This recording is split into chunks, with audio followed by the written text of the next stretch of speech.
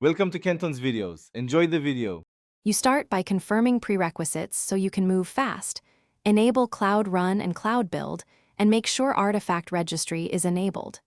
Next, authenticate with gCloud and set your project. This ensures commands target the right account. Once done, containerize your app with a Docker file. If you prefer, use gCloud Build Submit to produce an image directly into Artifact Registry. Make sure the image tag and region match the Cloud Run Deploy target before proceeding. You now configure the service and deploy. Use gCloud Run Deploy with your image, region, and platform managed.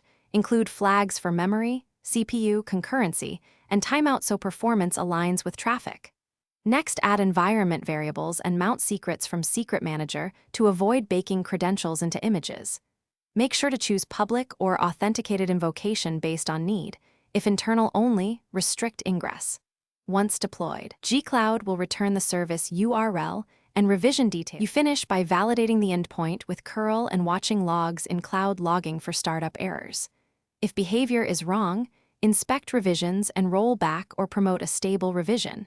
Adjust auto-scaling min and max instances and tweak concurrency to reduce cold starts. Make sure container listens on the port Cloud Run expects, and that service account IAM grants Cloud Run Invoker if using auth.